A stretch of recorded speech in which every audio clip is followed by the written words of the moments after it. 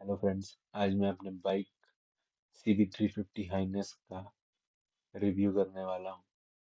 तो ये बाइक मैंने 20 दिसंबर को खरीदा है और अभी तक बाइक तकरीबन 850 किलोमीटर चल चुका है। और इतने राइडिंग में मैं अपना बताऊँ, अगर एक्सपीरियंस शेयर करूँ तो काफ़ी कंफर्टेबल राइड रहा है मेरा अभी तक, सिटी में भी। और मैं एक स्ट्रेच में तकरीबन 100 किलोमीटर गया था और आप देख सकते हैं 840 किलोमीटर अभी तक मैं चला चुका हूँ। तो एक स्ट्रेच में मैंने 100 किलोमीटर चलाया है। तो ज़रा भी पेन वेन हुआ नहीं था और काफ़ी आराम से मैं कवर किया हर चीज़ को। अगर मैं हाइनस क्यों लिया, क्योंकि मैं मल्टीपल रिव्यू देखा था, मुझे बहुत कंफ्यूजन था हंटर और हाइनस के बीच में। पर मैंने हाइनस को इसलिए सेलेक्ट किया क्योंकि मैं पहले तो बुक कर लिया था हंटर को। पर उसको बुक करने के बाद मुझे काफ़ी पछतावा हो रहा था, क्योंकि एक अच्छा मौका मिला था मिडिल क्लास कि मैं बाइक खरीदूं अपने पसंद का 350 सेगमेंट में, 2 लाख वाले रेंज में। तो फाइनली जो वो लोग ने डिलीवरी नहीं किया ऑन दी एस्टिमेटेड डेट, तो उसके बाद मैंने इसको कैंसिल करके इसको खरीद लिया। और अब मैं अपना डिसीजन पे बिल्कुल मुझे प्राउड होता है, मुझे ज़रा भी रिग्रेट नहीं है। क्योंकि मैं जब हंटर बुक कर लिया था तो मुझे काफ़ी रिग्रेट हो रहा था कि मैं आईएनएस क्यों नहीं किया। और क्योंकि मैंने इसका भी लिया था राइड और हंटर का भी, तो हंटर भी अच्छा था पर हाइनेस बेस्ट था। और जब मैंने हाइनेस ले लिया तो मुझे अभी बहुत प्राउड फील होता है और बहुत ही मज़ा आता है। अगर आप बाइक ले रहे हो 350 सेगमेंट में तो हाइनेस की तरफ ही जाओ और कोई बाइक नहीं। इवन ना RS ना CB और ना ही Royal Enfield, just go for this one. This is the best bike. बहुत ही ज़्यादा स्मूथ चलता है, ट्रैफिक में हो चाहे हाईवे पे हो। सीट कंफर्ट भी अलग लेवल पे है और फील आता है अलग से चलाने में। थंब नोट भी काफ़ी बढ़िया है, मतलब मैं क्या ही बताऊँ इसका। और अब अगर मैं के पार्ट्स पे अगर जाऊँ तो सबसे पहले को ये दिखाऊँ मैं इसका गियर। तो गियर शिफ्टिंग में कभी कभी प्रॉब्लम आता है मुझे, डाउन शिफ्टिंग में। अब मुझे पता करना होगा वो मेरे साथ है क्या, कॉमन है। और पर वो कभी कभी आता है। और क्लच छोड़ देने पे वो डाउन शिफ्ट नहीं जाता वो। और ये अब क्लच तो काफ़ी स्मूथ है। अ, ये ये स्विचेस है वो काफ़ी बढ़िया है। और आप देख सकते हैं ये हॉर्न और इंडिकेटर थोड़ा ऊपर नीचे कर रखा है, पर 100 किलोमीटर चलाने के बाद आप हैबिचुएटेड हो जाओगे तो उसमें कोई प्रॉब्लम है नहीं। और ये कंसोल है, तो उसमें मल्टीपल चीज़ आप देख सकते हो।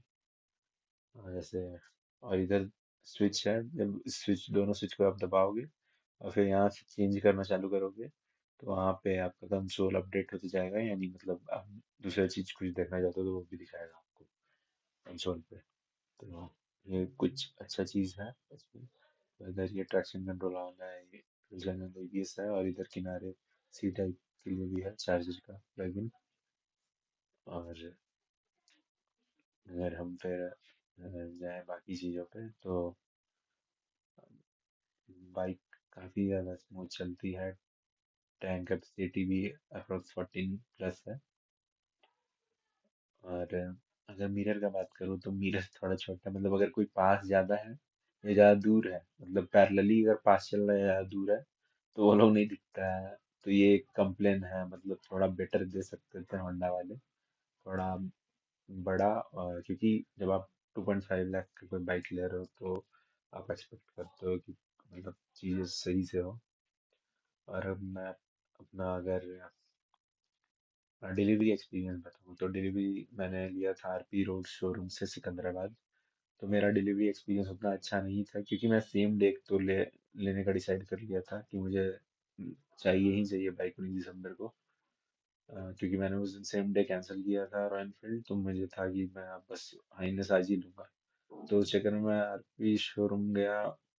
वहाँ पे एक QR कोड है जहाँ पे आपको सिर्फ एसेसरीज जो आप ले रहे हो, मतलब सर्विसिंग कराने समय, तो उसके लिए पेमेंट होता है। बाइक खरीदने का डाउन पेमेंट के लिए नहीं। पर मैंने उधर जाके पेमेंट कर दिया तो काफ़ी ड्रामा हुआ उसके चक्कर में, आधा एक घंटा। और फिर एजेंट चार्ज वगैरह भी लेता है रजिस्ट्रेशन के नाम पे, तो वो मुझे सही नहीं लगा एक्चुअली। क्योंकि जब आप इतनी अच्छी बाइक ले रहे हो तो आपको अपना बंदा रखना चाहिए रजिस्ट्रेशन ऑफिस में, जो कि और आपके पॉकेट से वो पैसा नहीं जाना चाहिए। तो खैर, ये चीज़ था, तो मैं सजेस्ट यही करूँगा आप अत्तापुर या कुकटपल्ली जाके आप ले सकते हो। उधर शोरूम भी बड़े हैं और मुझे लगता है ज़्यादा प्रोफेशनल लोग बैठे होंगे। अ, तो ऑन रोड प्राइस बाइक का 2.45 है हैदराबाद में।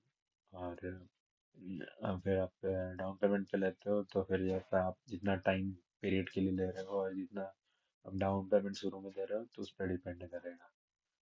और ये रोड प्रेजेंस का बात करें तो काफ़ी बढ़िया रोड प्रेजेंस है बाइक का। कोई भी बाइक उसके आसपास में खड़ा रहता है तो उससे ज़्यादा हेवी और बढ़िया ये दिखता है। साथ में बाइक में जो ये क्रोम का है, डीएलएक्स क्रोम, तो काफ़ी ज़्यादा सुंदर दिखता है उसके चक्कर में। और मुझे कम से कम 10 से 15 लोगों ने बोला है कि बाइक बहुत अच्छा है।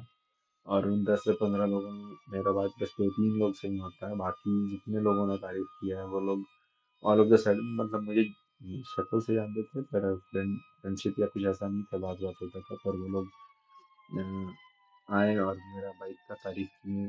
और कई लोग तो मुड़ मुड़ के भी देखते हैं बाइक अगर आप क्रॉस कर रहे हो तो ये है मतलब इसका जो भी बोला जाए, मतलब ऑरा है एक होंडा हाइनस का।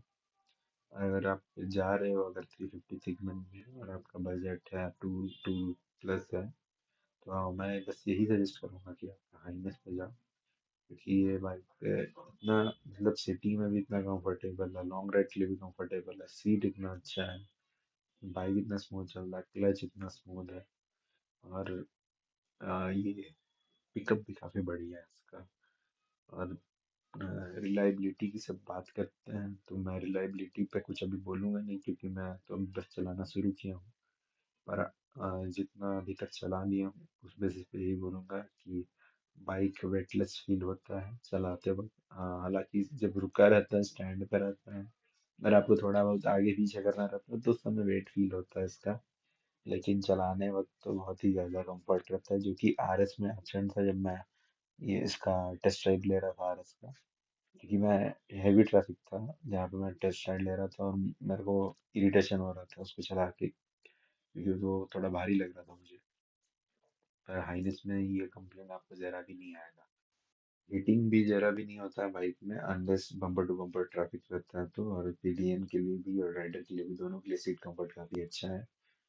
तो अभी मैं बस वीडियो क्लोज करता हूँ, जल्दी ही हम लोग दोबारा मिलेंगे, मैं लॉन्ग राइड पे जाने वाला हूँ। उसके बाद मैं लॉन्ग राइड का भी रिव्यू करूँगा। Thank you everyone.